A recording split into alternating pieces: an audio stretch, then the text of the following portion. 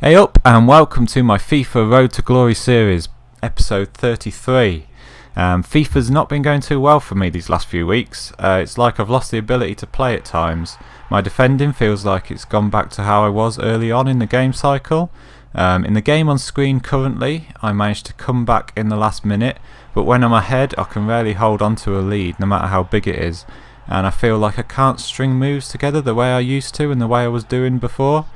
I know a lot of people that are playing the FIFA at this stage will be the more hardcore players that have learnt the mechanics of the game, and a lot of the casuals will have given up on things like FUT Champions and Seasons and gone to play something else, other games entirely. I also have plenty of games though where I experienced the feeling of my players being stuck in mud. Pressing the sprint button didn't do anything. Mad button delay on shots, passes and tackles, double tapping for a low driven and it would fly over the bar. However, considering how easy it was to get gold in FUT Champions for us a few weeks ago, I would be hoping I'd be better at the game than I'm currently playing right now. But it is what it is and I'm struggling a bit. So I've tried to learn some new techniques from my opponents, trying some different defending styles. I've tried being more aggressive and tried being more passive and letting the AI do it for me.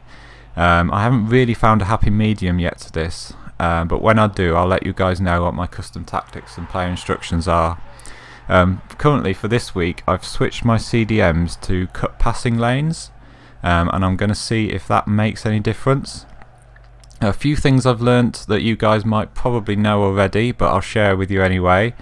As you see from this goal from Rijkaard, that we'll also see again in a minute, I found that my opponents were leaving my players around the wall unmarked, so I started doing a little dink over the wall for them for an easy goal, and it worked out quite well.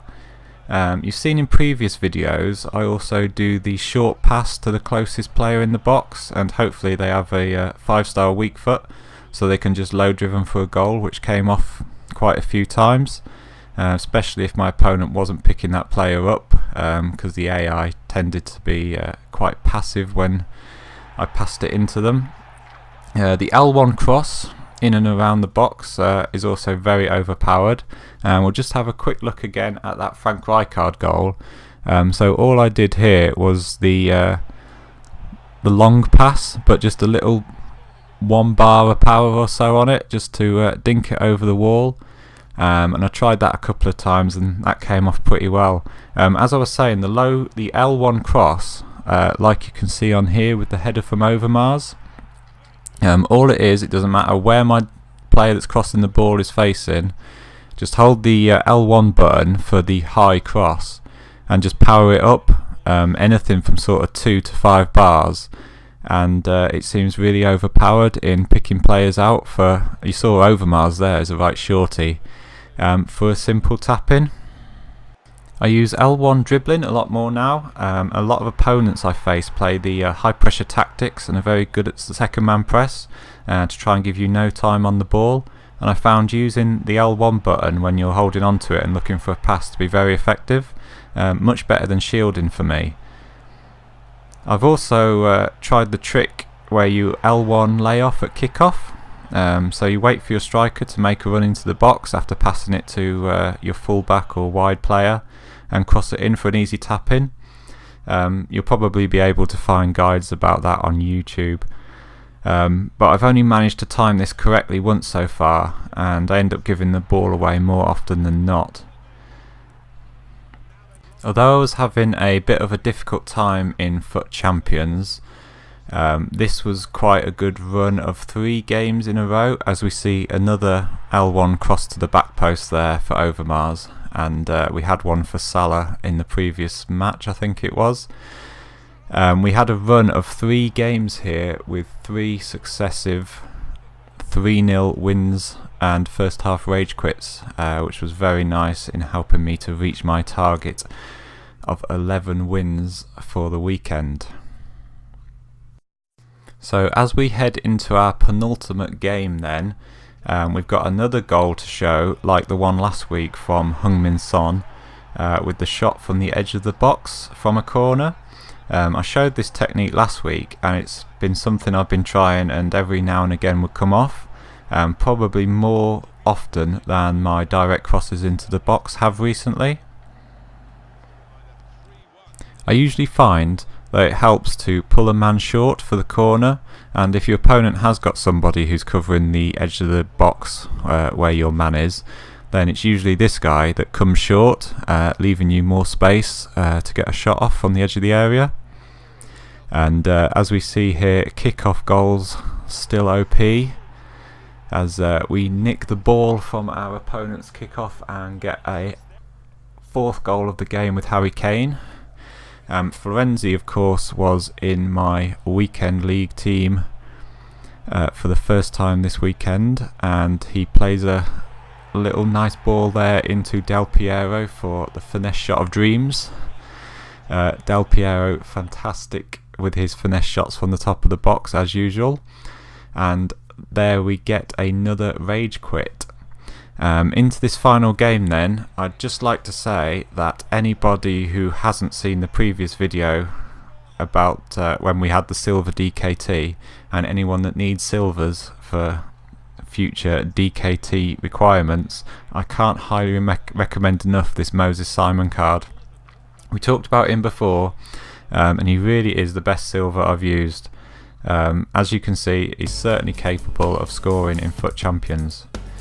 So I had a weekend league and a few seasons games with FUT Birthday Florenzi. For me, I didn't think he was worth 400,000 coins, which is the price I ended up selling him for. So I made about a 50 to 60,000 coin loss on that card too, after our loss on Willian the previous week.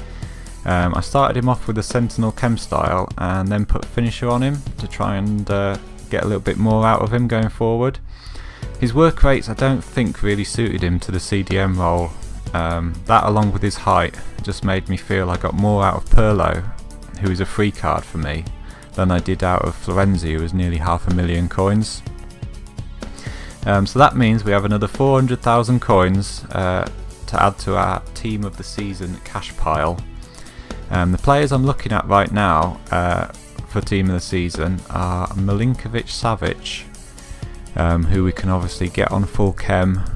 We're quite lucky with that CDM position because he's currently surrounded by icons, that we can play anybody there. He looks really good, his inform looks great.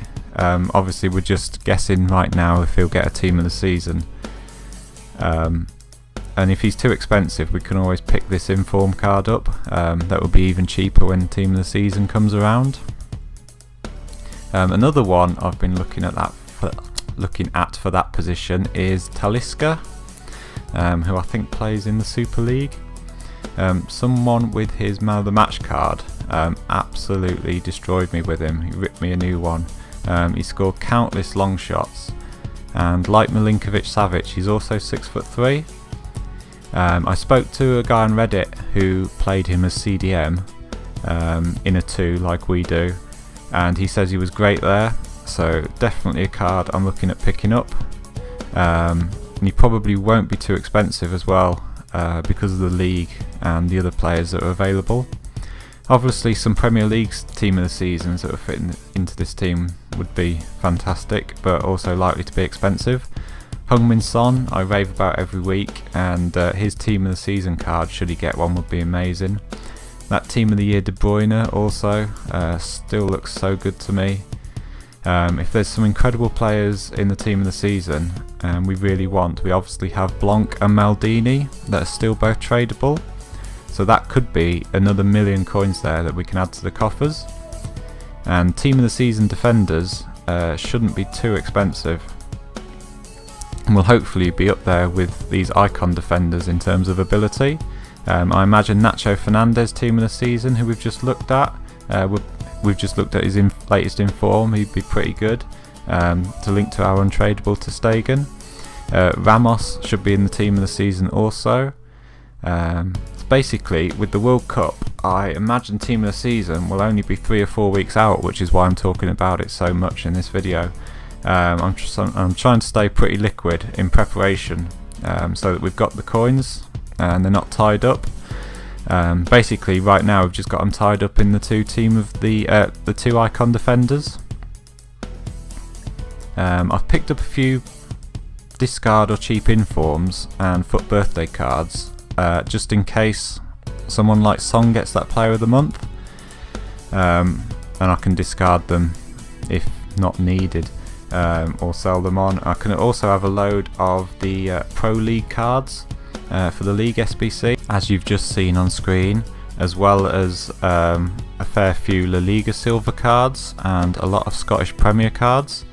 I'll probably end up selling the La Liga and Scottish cards when their SBCs for their leagues finally drop. I might do the Pro League one though, obviously depending on who the player is. But this is the team on screen now that I'll be taking into FUT Champions this weekend for our last FUT Champions of the month. So probably monthly rewards next week. We have roughly 1.7 million coins in the bank, which is nice. But we'll end the video there for this week. Thanks very much for watching.